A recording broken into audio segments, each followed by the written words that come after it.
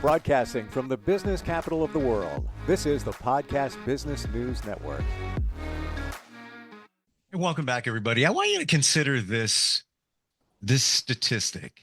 And I've heard this many times, and I'm going to get professional confirmation on this or not, that about 90% of what you do every single moment is coming from your subconscious. It's not your conscious, we're here, we're conscious. This isn't what's really driving us. 90 something percent is what's floating around in the subconscious, which also includes things you learned when you were a kid. And we're still operating on that as adults. Like I love to say, hey, you're acting like a kid. You realize that? But you are, apparently. We want to give you the edge and the keys to get into your mind to make things work a little bit better for you. And that could be getting over anxiety. Maybe money's not working the way you wanted it to. You might have a block there. You may have fears, phobias. You want to stop smoking, lose weight, all of that. It comes down to hypnotherapy. And he is the man behind the unconscious edge. Let's give you that edge today and learn a lot. Dennis Marciniak joins us on the program. He is a hypnotherapist. Great to have you here. How's it going? Great to be here. Ready and eager to share with your audience. Yeah, and I'm going to share. I am a hypnotherapy cheerleader. This is, in my journey, one of the first things I gravitated to figure things out and move life forward. And wow, I knew it would be pretty good. I didn't realize how good it would be in terms of what I call connecting the dots to the past. And is that number reasonably accurate from what you hear? About 90% is what we do is our subconscious. Definitely. I mean, if you hear hold on a second. Okay. If you hear Bruce Lipton speak, he'll even ascribe a larger value, like up to 95%, but Wow. Definitely somewhere in that range. When we're very young, like between years, birth and 9 years old, we haven't really developed our critical capacity to critique and judge things around us. We're kind of in a very impressionable state. Now it's an alpha state in terms of brain frequency. And so, we accept things, we believe in Santa Claus and so many things that have been fed to us. Sure. But slowly we start to develop our own critical ability to, discern for ourselves. What happens though, we develop coping mechanisms when we're very young and impressionable. And those coping mechanisms serve a purpose, get us through certain, crises, so to speak, in our young life. But later on in life, they become patterns that we fall back into when we're stressed or when we're in situations that, kind of incapacitate us a little bit. And those coping mechanisms that we learned when we were 1 year old, 4 years old, 5 years old, they may or may not be appropriate when you're 35 years old and you're dealing with a crisis in your marriage or some other issue. So, the saying is, as far as your neurons in your brain, when they fire together, they wire together. So if you keep firing neurons in the same pattern, you develop habits, you develop automatic responses that may not serve you well in new and different situations. So, Do you feel that a lot of the stuff from our past, and they can be labeled traumas, and I know that's a challenging word for some because what conjures up immediately is, a car accident, a death in the family. Yes, that's a trauma. But I call them, those are the big T traumas. Then there's the little T traumas. It could be just a passing comment that you may have heard as a 7-year-old. You internalize it as it's for me.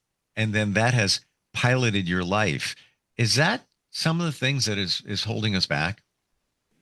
Yeah, absolutely. There was a doctor some years ago. I think he passed in 2014. A Japanese gentleman that had done these studies on water crystals, and he would Mm. freeze water and then have them start to melt. And what he would do was take different words. It might be a negative word, or it might be a positive word, like or expression like joy and love, or joy and gratitude. And he would just tape the words onto these glass jars, and then he would photograph the water crystals. And the water crystals, that were melting from a glass jar that had a positive expression on it would be very beautiful and elegant crystals. And in some cases, when they had the negative words, uh, the water wouldn't even crystallize, or in other cases, it would crystallize in a very jagged form. So we're much more impressionable or suggestible than we realize. And Mm. a harsh word or harsh look sometimes can impact you more than you recognize or understand. And it's not so much to fault your parents or fault at adults that were very impressionable, making a strong impression on you when you're so young. But it's just for you to recognize that if in some situations or some instances you get triggered in a negative way, there's a solution to that. There's the possibility to explore getting free from that limiting action or limiting belief. Do you believe that a lot of times, I'm real curious about this one, that we gravitate to the negative, or our subconscious does, to protect us? Yeah, absolutely. And there's some psychologists believe that we're actually hardwired for the negative, Mm. out of self-preservation. Uh, I'm not one of those. I'm not qualified to answer that, but that is my belief. And it starts in my mind where I find that most people try this. Think about the first memory you have as a child. The very first one. What comes up in your mind?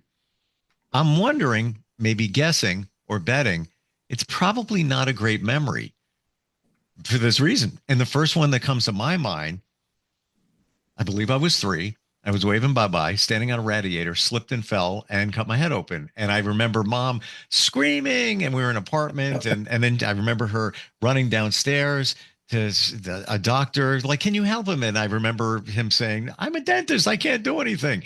And that's my first memory. And also in that same apartment, a bad sunburn, really bad. And I was probably 3.5 at that time. So I don't know if there's any credence to that, but that's where my thoughts are. Love yours. yeah, no, yeah, hearing your story. I'm reminded. I have a stepdaughter who was 2 years old when I met her mother, and I was involved raising her, and we're still very close. And I have a son, and one time my stepdaughter was roller skating out in the neighborhood, and she obviously face planted onto some stones and so forth, and she even had like little cinders still stuck to her face and so forth. And yet she was like walking like a trooper to the house, and I encountered her first, and kind of brushed her off, and gave her a hug, and then we got to the house where her mother saw her, and her mother started screeching and screaming, and Mm, and my stepdaughter was fine until her mother reacted in such a distressed way. got And it. so then she started crying and screaming. So yeah, I mean, we're really impacted by the energy of people and circumstances that happen around us. And Mm, again, like not the entertainment, but the advertising industry understands how impressionable we are more so than we realize. And Mm. so, we're constantly bombarded with certain messages and so forth. And we respond to that more than we understand, more than we typically realize. So, Yeah. Well, we've established that a lot of this is placed in our subconscious. We're piloted by that programming from back in the day. And that can hold us back from moving forward. Even just cut the comments, things somebody might have said to you, maybe something your parents said to you. They meant well, but you internalize it in a certain way. And then other kids roll off their shoulder and wouldn't even bother them. Getting into your subconscious using hypnotherapy, you're able to give us the keys to change that around, right? yeah, basically, if I'm walking through a field and you know, there's been many people walking through that field before me, they've created a path, and that path seems the most logical and simple way to go through that field. But if I want to create a new path, I have to take steps to, in a sense, um, go forward and be a pioneer. We develop certain neurological pathways in our mind, and subconsciously that becomes the path of least resistance. And so we just easily fall into that same path. But if that path goes nowhere or takes us into danger, it behooves us to create a new pathway.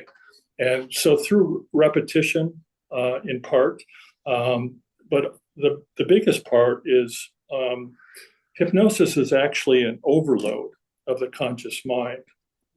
When the conscious mind can only handle about 50 bits of information per second, subconscious mind is processing 11 million bits of information per second. So what happens, like if you were to go to someone and ask them for directions, say you're driving and you stop and you roll down your window and ask for directions, if the person starts speaking very quickly, you'll have to probably say, hey, slow down here. I mean, it's coming at me too fast. Information, I'm not processing it. My conscious mind is overloading. It's like, oh, hold down here. Well, with hypnosis, you're actually overloading the conscious mind so that part of you that's the critic that criticizes and analyzes and judges everything, that gets overloaded and set aside, so to speak, so that you can get into the unconscious or the subconscious mind, so that you're more malleable, you're more teachable, you're more open to receiving positive suggestions.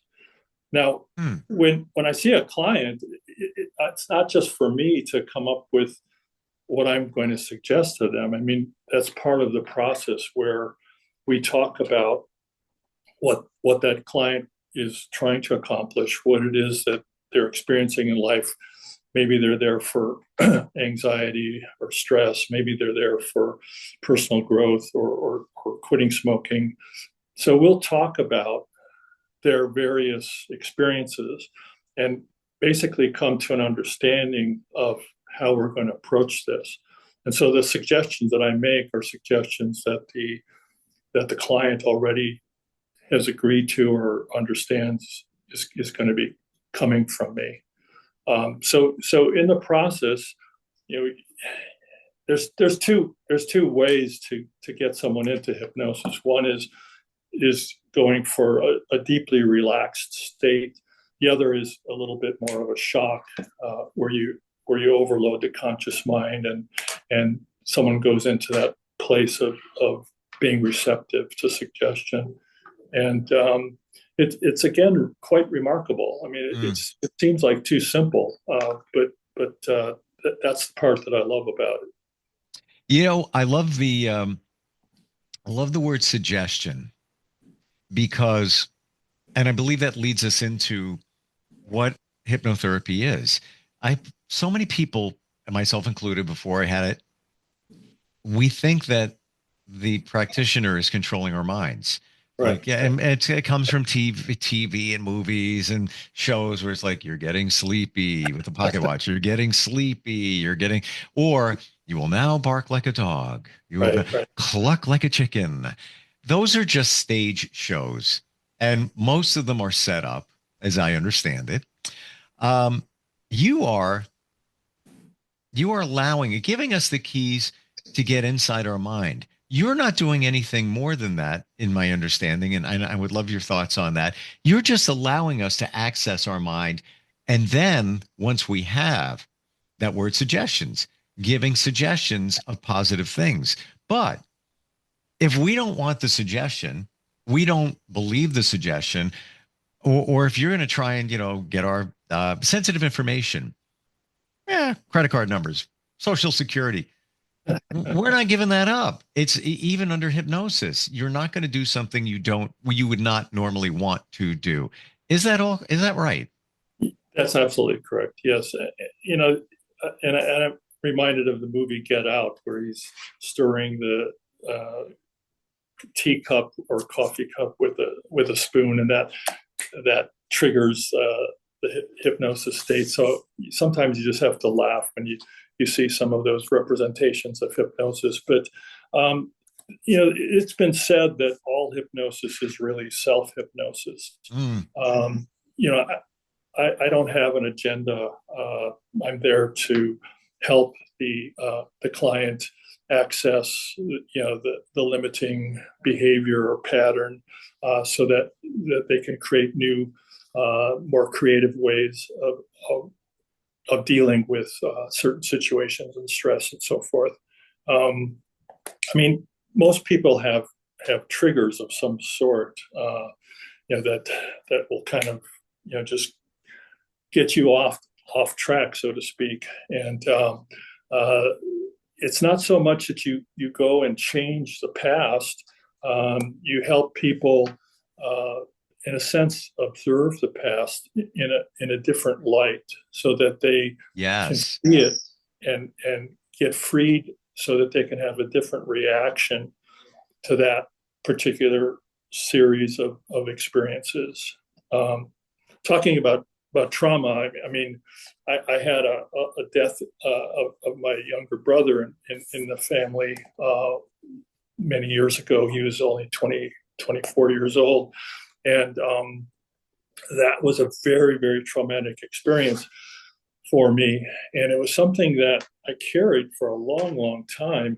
Mm. And it was through finally hypnosis, kind of stumbling into someone who was talking about hypnosis and trying it for myself, that, I mean, it didn't change the fact that event took place, but somehow it changed the feeling that I had about it, and freed me in a way. Even with something like that, sometimes there's guilt patterns where, if I had only done this, he would have still been alive, or if I had only made this phone call. It's like, to have that opportunity to cherish that loved one in a way where you're free from all the extra extraneous judgments and judgments that you put on yourselves, in fact. But It almost talking seems about, that in those situations, and I relate. My dad passed when I was younger. Didn't have the best relationship with him. I still wonder, and this was when I was 21. I still wonder, have I processed all of that? Is there things floating out there? In fact, I'm going to say I know there are. yeah, yeah, And I yeah. haven't had hypnotherapy for that one reason. I've had it for others, but not that one. And quite honestly, Dennis, you bring your situation up. It reminds me of that I probably need to work through that, and that event probably is holding me back from certain things, and I might not even know it.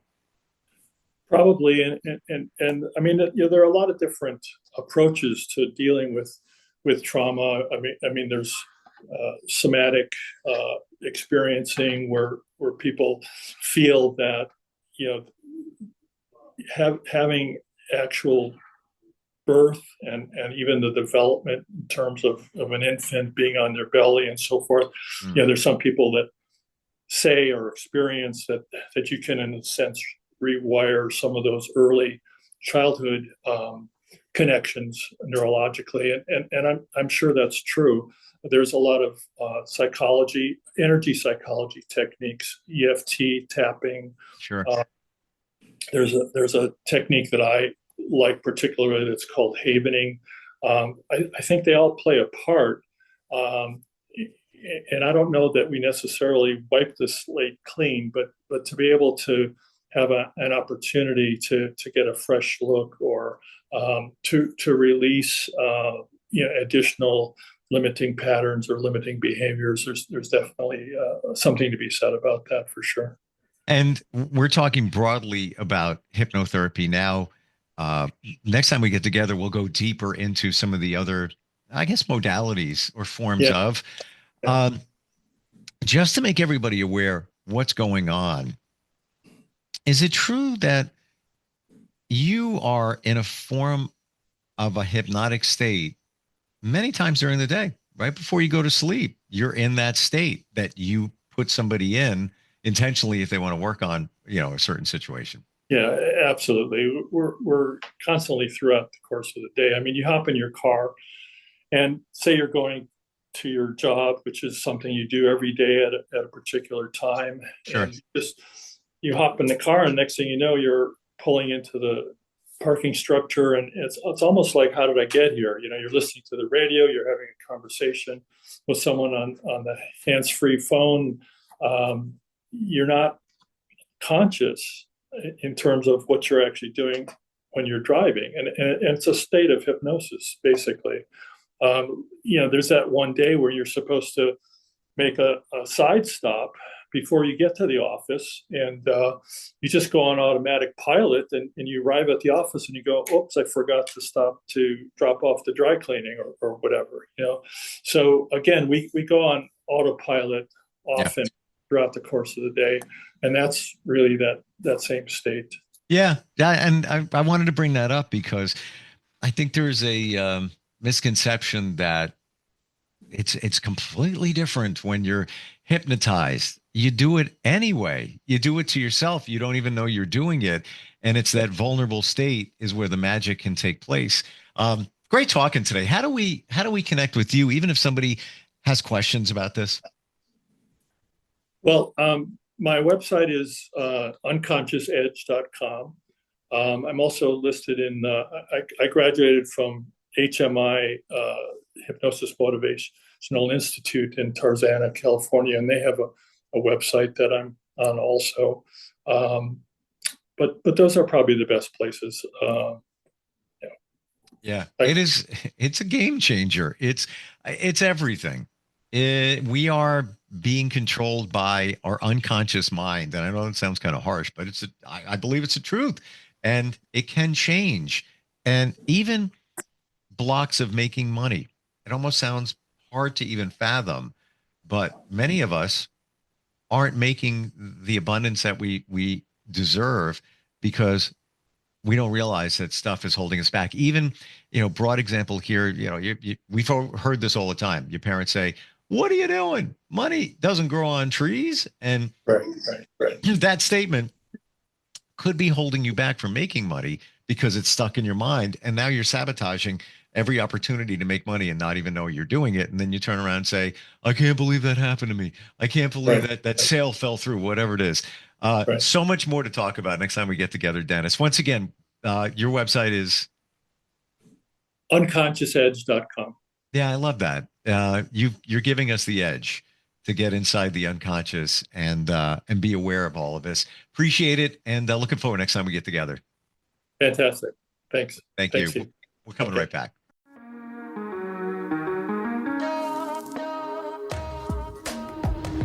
Broadcasting from the business capital of the world, this is the Podcast Business News Network.